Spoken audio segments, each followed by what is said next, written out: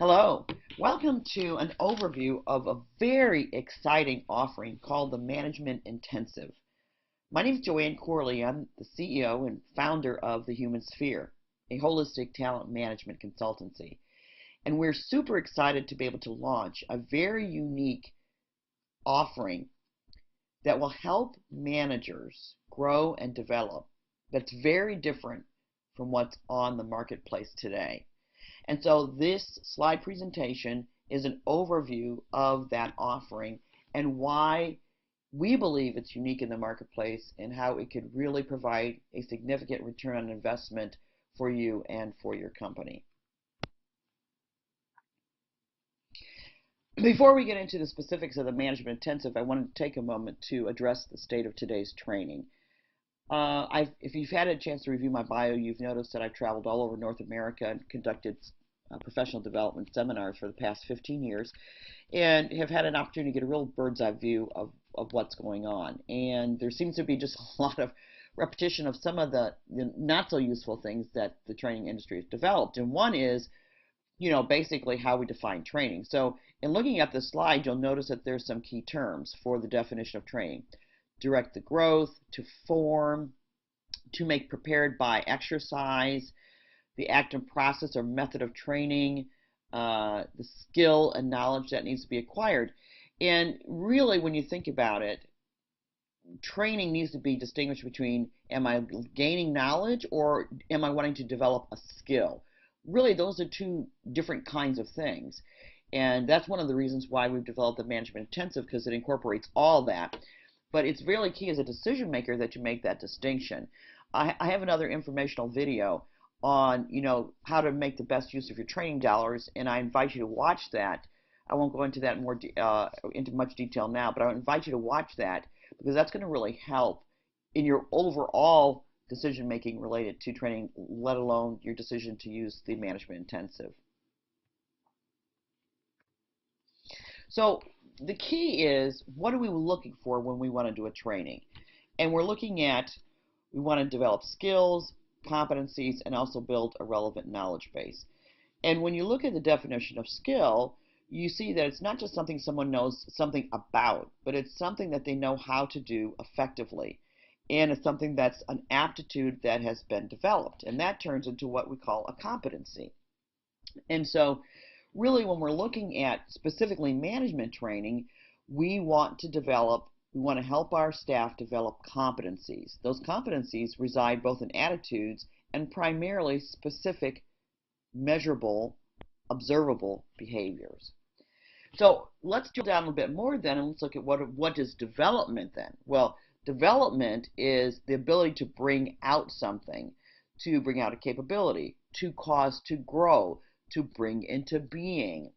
That is a process. It's not something that's done just by sitting in a room or sitting behind an e-learning module or a webinar. I believe that most corporate training today can be defined primarily as what I call passive learning. I'm going to take in the information and then hopefully we'll do something with it. The Management Intensive is designed completely different than that. And so let's do a quick summary then before we go into the specifics. In summary, the state of training can be defined as this. A skill is not developed in one day. Next, hearing about a skill does not a skill make. The training industry misuses the word training, I believe.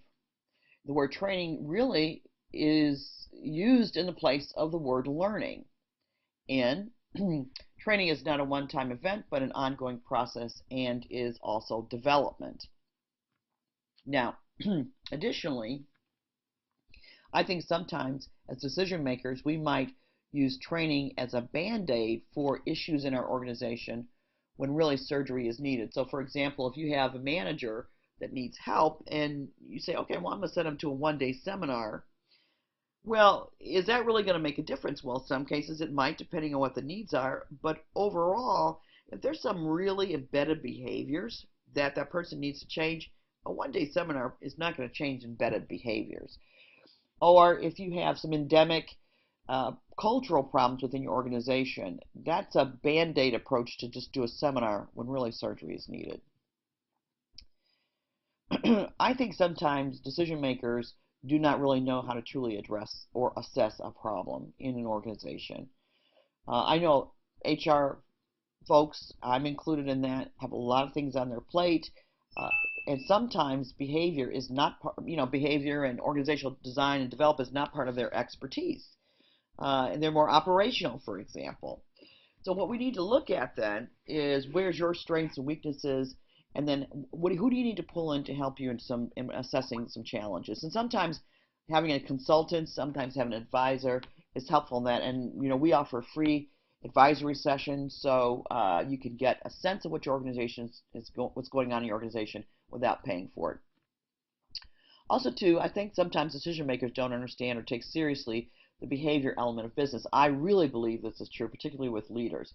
When an employee starts acting crazy on any level, sometimes you don't take that seriously, and before you know it, it's exacerbated and accelerating to some major event that if it had been dealt with initially, it could have been minimized or even prevented. All right, so let's look at very briefly then, what does it really take for someone to change? And you can see from this model here that it takes a lot for someone to go from learning something initially to point 4 of actualization.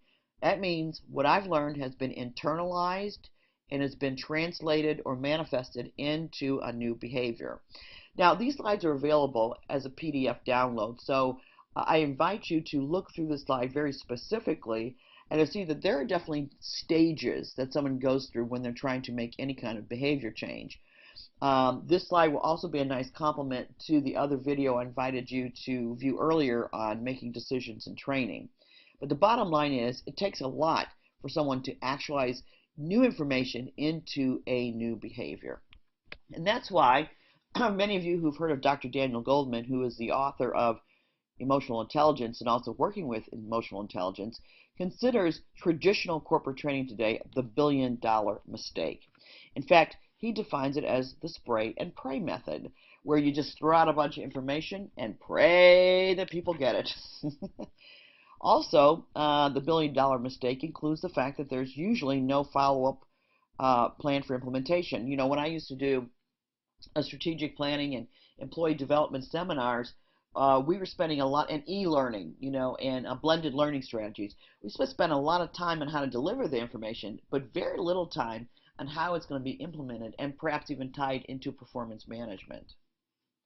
And that brings to the next point that there's usually very little accountability for the implementation of what's being learned. And it's not tied to specific business strategy.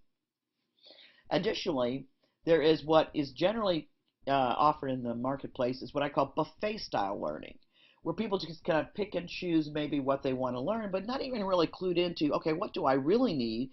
What are the competencies I really need?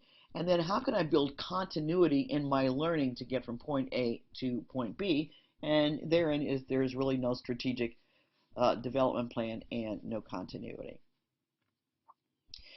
I also believe too, and I'm definitely not a believe, but I've experienced this, that many decision makers, and this is sort of generated from the public seminar industry, use topics as solutions. So, okay, I got a problem employee. Oh, let's do how to deal with unacceptable employee behavior, or oh, let's do a seminar on how to deal with difficult people. So the solution then becomes the topic, which again I believe is pretty much a Band-Aid approach. What the human sphere offers, particularly with the management intensive offering, is something very, very different and addresses those challenges that I've just mentioned. We offer, first of all, the management intensive is designed to be a committed period of time. It's structured to be initially 12 weeks with a very strategic focus. It's designed to create a sustained learning rhythm so that you can really mobilize change and build a change momentum. So there's also continuity with that. The lessons build one on top of another. And it also leverages the apprenticeship model of learning, which means on-the-job training and learning is really the best place for someone to learn, not in an isolated place like a classroom. It's also designed to identify and track change, which is typically not built into most training offerings on the market today. And its intention is to get measured outcomes, not just deliver information for knowledge's sake. Additionally, it accommodates multiple modalities of learning. There's, text, audio, video, so there's mobile learning. It's all in part of the offering. It also has a coaching component to it where people have the choice to connect with someone, and you get to interact with the creator of the material. This is virtually unheard of in traditional training offerings. The creator of the material actually is available to help with coaching and also group coaching as well. So it's meant to be combined with the best way of how adults learn, and we also incorporate key principles of adult learning. If you've never been exposed to the key principles of adult learning, I'm going to lay them out here for you very quickly. They're very obvious. We need what's in it for me. And if an adult is going to learn, they have to say, hey, what's going to be my benefit for me? They also have to feel felt pressure to change, and some people are pressured on the inside by their own internal motivation, but there needs to be external pressure, and that's where the accountability and the coaching comes in. There also has to have an opportunity for real-time application. You know the phrase, if you don't use it, you'll lose it, and that's why the management intensive is built in increments and modules, so it's spaced repetition for more exposure, more continued repetitive exposure, to match what's being learned to their real-time situation. Now, to fulfill those requirements, you do need ease of access to the information on an ongoing basis, and it's designed really for that as well. So what the management intensive offers is what's called a full complete learning cycle. You learn it, you plan how to apply it, then you apply it and say, aha, I'm getting all these. You gain understanding, you gain insights, you get aha moments, you tweak it, then you apply it again, you go through another cycle. And so it offers a complete learning cycle of implementation of what's being learned. In fact, really, when you think about it, you need the complete full learning cycle, and that is really the entryway into skill development and behavior change. The management intensive also offers two key advantages. It allows and encourages candid, honest evaluation and discussion of the relevant meaning of what's being learned. Here's what I've discovered in doing seminars, both on-site and public seminars, is sometimes it's difficult to have really honest conversations.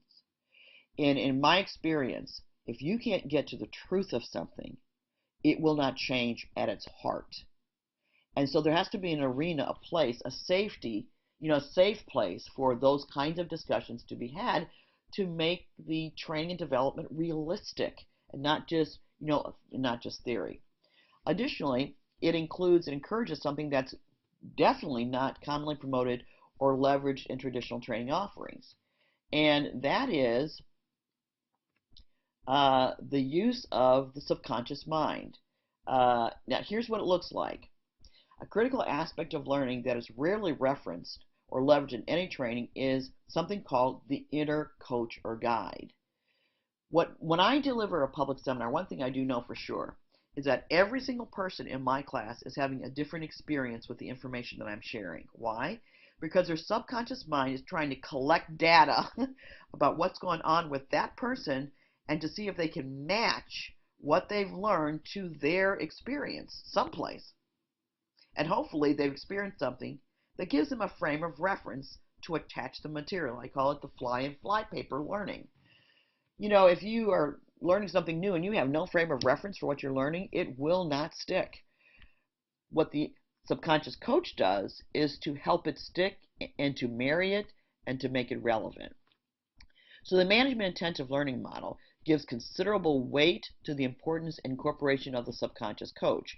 And it's the element that hyper-customizes the learning experience. So that's why we don't have, like in the information that we share, we don't have like learning scenarios that we had to come up with random, quirky, scenarios. Okay, now I got to come up with the scenarios so this person gets the information. No, we encourage people, and we have learning tools that say, okay, now you extract from your real life how to apply this. So we ask their real life, their real experience to be their learning scenarios, rather than working from some contrived scenarios that the learning author has come up with. All right, so what's the basic overview of the management intensive? There are weekly lessons. You get to work with a coach. Now, although this is designed to be self-directed, you're also encouraged to work with your coach. Now, this is not a have to, but it's designed for the person that's experiencing the management intensive to get the most out of it. They have accountability to learning by providing a weekly learning summary. Yes, there is homework. There will be a weekly summary that will be submitted of what they've learned. And there will be an implementation and integration plan for real-time application. That's part of the learning summary and the integration plan. Also, we'll have access to learning roundtables with other managers, and we'll be tracking measurable, tangible change. Okay? Now, before I go into the lesson themes, the other thing is what's critical about this program is embedded learning, embedded and integrated learning into their real-time experience. That's the key component, along with marrying and working with the inner coach or the subconscious mind. All right, here's a list of some of the partial themes, a partial list of the themes that are incorporated in the management intensive. Manager as coach, coaching, self-management, which also includes emotional intelligence, productivity, meaning getting results, team management, and it also means that team management means getting results through people, hiring and selection, behavioral and EQ interviewing, performance management both for themselves and the people they lead, employee motivation. That's just to name a few. The management intensive has something called a core curriculum, and then there's supplemental learning that will enhance that as well. So here's the final question. Do you want to make the best use of your training dollars and you want to ensure the best return on the investment? The way to do that is to have a program that is developmental and to be able to make the distinction. Am I doing this just so that people can gain knowledge, or do I want them to develop skills? That's the key distinction that needs to be made when making a choice for training. So the best choice then is somewhere a training program, a development program that has accountability, that has an implementation, that has a duration of commitment, that can be embedded in a company culture, that can address specific knowledge and needs, specific competencies that are identified within that specific role or job description, tied to internal performance management, that ideally can include either direct reports or something that we call in change partners, and that's tied to business strategy. All right, so if you're wanting to incorporate some sort of management development program, then you'll want to explore more about the management intensive and the way we at the Human Sphere offer learning and development. So your next steps might be that you sample a management intensive lesson, or download the overview and look at the outcomes list that's offered from the program, or shoot me an email and then we can just have a very casual chat about what's going through your mind, what you're thinking, how this might be implemented into your overall learning and development program or your management development strategy. You also might want to download the white paper I just recently released called The Behavior of Business, and it's a great introduction on how to measure return on investment when it comes to behavior in business, and how identifying behaviors is essential to profits and companies either making money or losing money. Also, I want to really encourage you to view the video on how to make better decisions, just in general, regarding employee training. Okay, there's the overview. If you have any questions, I invite you to take the next steps, and hopefully we'll be able to connect on the other side.